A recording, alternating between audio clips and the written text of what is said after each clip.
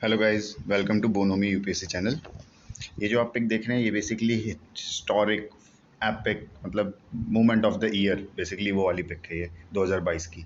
इसमें इस पिक में बेसिकली क्या बहुत वायरल होगी, आप देखेंगे अभी इसके ऊपर बहुत सारे वीडियो बने होंगे। और इतना बड़ा इवेंट है, इतना मेजर इवेंट है जिसका मुझे बहुत दिनों से मतलब इंतज़ार भी था कि कब ऐसा कोई स्टेप ले, तो इसलिए मैं ये वीडियो डाल रहा हूँ। ठीक है, इसमें कौन है? नैन्सी जी, जो मेन जिसको चीफ गेस्ट मानते हैं, chief guest focus of the pic, वो नैन्सी जो मिडिल में खड़ी है। नैन्सी बेसिकली कौन है? कांग्रेस की स्पीकर है। कांग्रेस वहाँ पर पार्टी नहीं है, Congress is not a political party, Congress is basically the house of representative in basically parliament of USA. ठीक है, कांग्रेस कांग्रेस क्या है यहाँ पर? यूएसए का पार्लियामेंट है।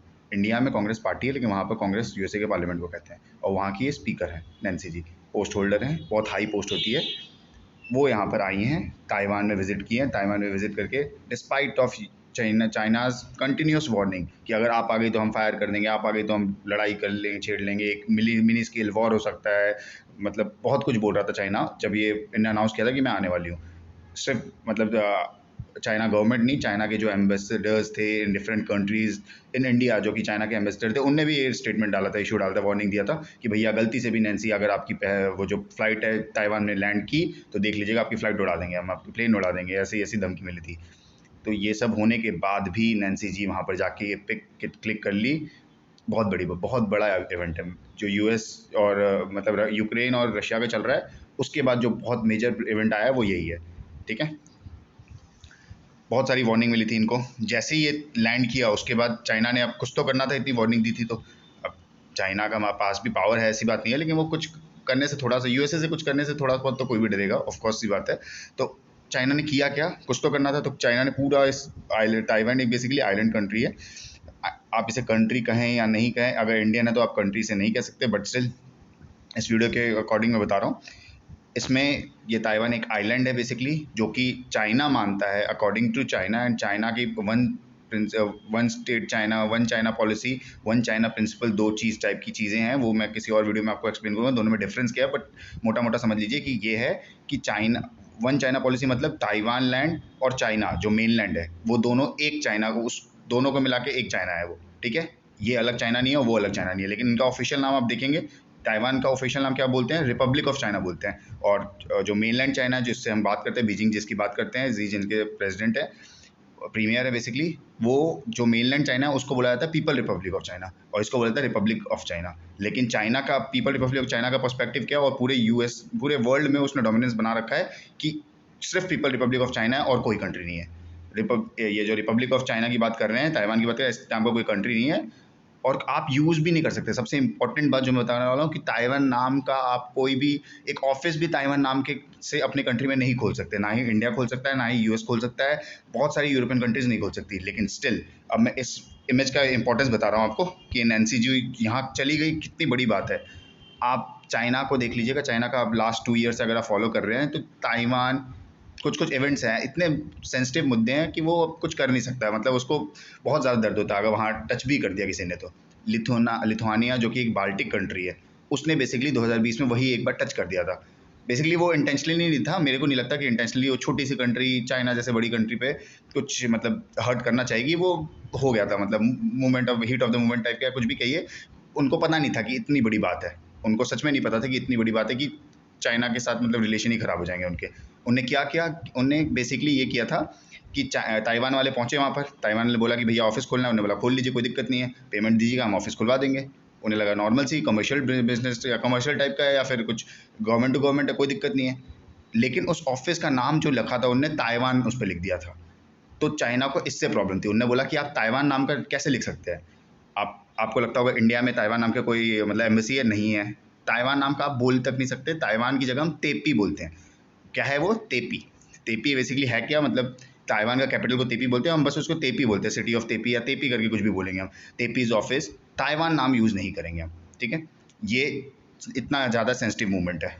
और उस टाइम अब नैन्सी जी यहाँ पर चली गई, उस टाइम जब लिथुआनिया ने किया था तो उसके खिलाफ मतलब पूरा ट्रेड वॉर कर दिया था, पूरा सैंक्शन लगा दिया था चाइना ने, और वो छोटी सी कंट्री बेचारी अब क्या ही कर सकती है, तो कुछ किया नहीं, फिर भी वो लड़ रही थी, थोड़ा बहुत बोला था चाइना के मोबाइल फेंक दो, ये सब उसकी गवर्नमेंट ने बोला था। आप मतलब पिछले साल का ही न्यूज़ है, आप चेक कीजिएगा, आपको दिख जाएगा सारी चीज़ें। ठीक है, तो ये बहुत ज़्यादा एपिक मोमेंट है, इसलिए मैंने सोचा था कि बना दूँ वीडियो। अब ये वहाँ पर जाके कहा क्या है इनने, ये बेसिकली वही ह्यूमन राइट्स, ऑफ कोर्स सबसे बड़ी मुद्दा वहाँ पर क्या है, ताइवान में जाके ह्यूमन राइट्स की बात ही करेंगी, ये सब चीज़ें की थी।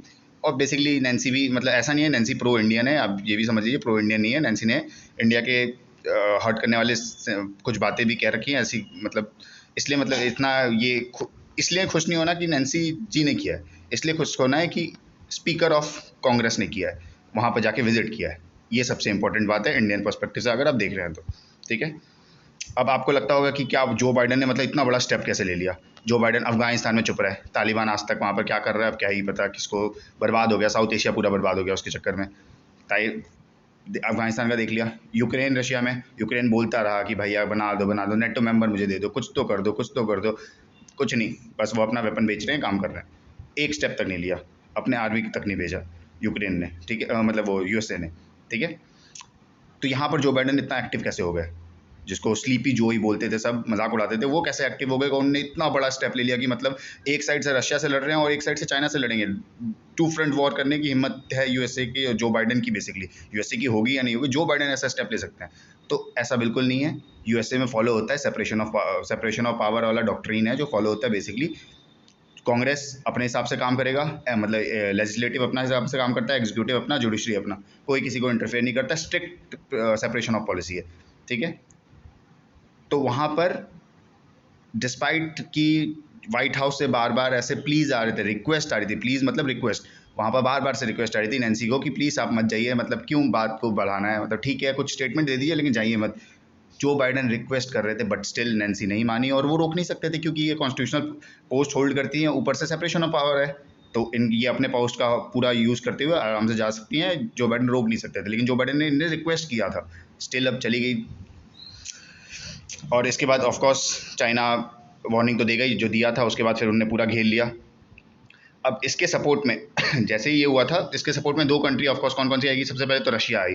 रशिया आई क्योंकि यूएसए गया है, यूएसए जहाँ आता है वहाँ रशिया होती ही होती है। तो रशिया ने बोल दिया कि भैया आपने यूरोप को तो डिस्टेबलाइज कर दिया, जहाँ जहाँ कुछ भी डिस्टेबलाइज करना है यूएसए को भेज दीजिए, डिस्टेबलाइज कर देगा। और वहाँ पर आप जा रहे हो चाइना में, ताइवान में, वो भी आप डिस्टेबलाइज करने के लिए जा रहे हो। आपने साउथ एशिया में ये सब कर दिया, यूरोप में कर दिया, बहुत कुछ कर रहे हैं। यमन का क्या हाल किया, सीरिया का क्या हाल किया, वो सबको पता है, ठीक है। अफगानिस्तान का क्या हाल किया ऑफकोर्स। तो इसलिए रशिया ने सीधा बोला कि पेलोसी वहाँ पर जा रही है, वो बेसिकली डिस्टेबलाइज करने के लिए जा रही है, माहौल बिगाड़ना चाहती है। अब देख लीजिए, मैं बिल्कुल चाइना का साथ दूंगा, रशिया ने बोल दिया। पाकिस्तान ऑफकोर्स बोलेगा ही बोलेगा, उसको तो चाइना ने खरीद ही लिया बेसिकली, तो बोलता ही है, अब क्या कह सकते हैं उसको, ठीक है। अब इंपॉर्टेंट मैसेज था कि वो जो इमेज आपने देखी थी स्टार्टिंग में, फ्रंट इमेज, ऐसा कभी इंडिया ने किया है?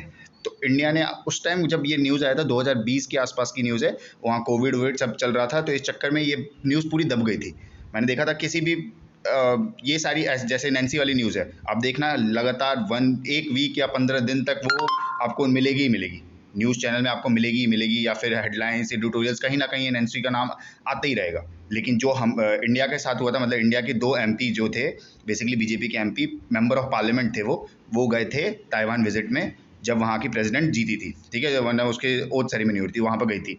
लेकिन इसको इंटेंसिवली कवर नहीं किया, ना ही वर्ल्ड मीडिया ने किया, ना ही इंडियन मीडिया ने नहीं किया। चला था 2-3 दिन चला था, बस उस पर सबने इग्नोर मार दिया, लेकिन वो भी बहुत बड़ा स्टेप था।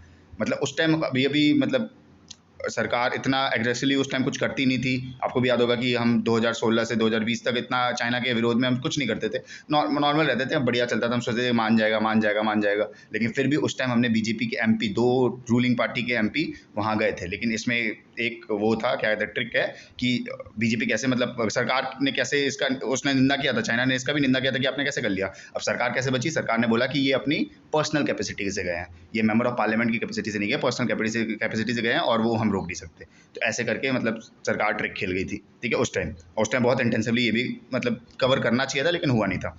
और ये पिक उस टाइम की थी, मतलब बता रहा हूँ इसमें कौन कौन गया था। मीनाक्षी लेखी, जो कि बहुत सीनियर एमपी हैं और सीनियर पॉलिटिशियन है बीजेपी की, ये अभी कौन सा पोस्ट होल्ड करती हैं, मंत्रालय इनके पास है। बेसिकली जयशंकर जी फॉरेन मिनिस्टर हैं, और जो state minister of state foreign minister जो होता है वो मीनाक्षी लेखी जी हैं, ठीक है। तो ये दोनों गए थे। ये इमेज अगर वहाँ पर जाके फ़ोटो खिंचवाते तो वो भी बहुत एपिक हो जाता। अब एक और काम हो जाए जो इंडिया कर रहा है, मतलब जो अगले साल G20 के उसमें करने वाला है, वो भी बहुत बढ़िया है। जो लद्दाख में बोल दिया कि करने वाले हैं, JNK में तो ऑलरेडी अनाउंस कर दिया है।